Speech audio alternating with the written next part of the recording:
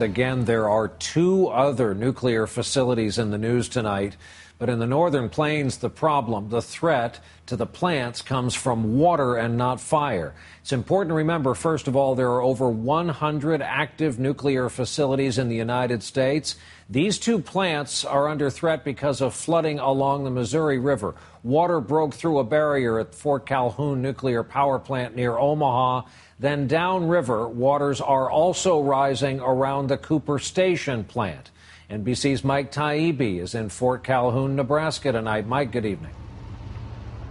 Good evening, Brian. In fact, this is the biggest threat just from flooding that a nuclear power plant in this country has ever faced. And in fact, you should say it's two plants. This one at Fort Calhoun, which was shut down back in April for refueling, and the one at Cooper Station about 80 miles south of here near the town of Brownville. But federal and local authorities agree that neither plant is in immediate danger. The way it's laid out there, it looks like it's going to be challenging. The Fort Calhoun nuclear plant is now virtually an island. Early Sunday morning, an aqua berm, sort of a huge inner tube filled with water that had been built to help shield the facility from the rising Missouri River, collapsed and failed.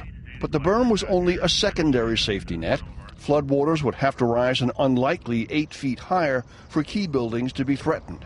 And if that happens, additional emergency measures are in place. Despite some of these challenges, fundamentally, we don't believe that the plant is posing any immediate threat to public health and safety. 80 miles downriver, the Cooper nuclear station continues to operate at full capacity. NRC officials toured this facility yesterday and say it's safe, though the floodwaters only began to recede after coming within inches of the level that would have required a plant shutdown. But most of the concerns have been about Fort Calhoun, which the NRC cited last year as failing to maintain procedures for combating a significant flood. So before this flood, additional watertight doors and barriers were installed on all buildings, and more pumps and sandbagging equipment were positioned on site. This is not business as usual. You don't build these aqua berms in order to have them destroyed.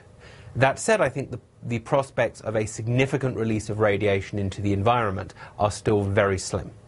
The reactor, one of the country's smallest, is now in what's called safe cold shutdown mode. And this plant might have to stay in shutdown mode for weeks and maybe even months until the floodwaters recede. Nearly 1 million people live within 50 miles of this plant, nearly half of those in the city of Omaha, 20 miles south of here. So far, there have been no evacuations. Brian? Mike Taibbi tonight from Fort Calhoun in Nebraska. Mike, thanks.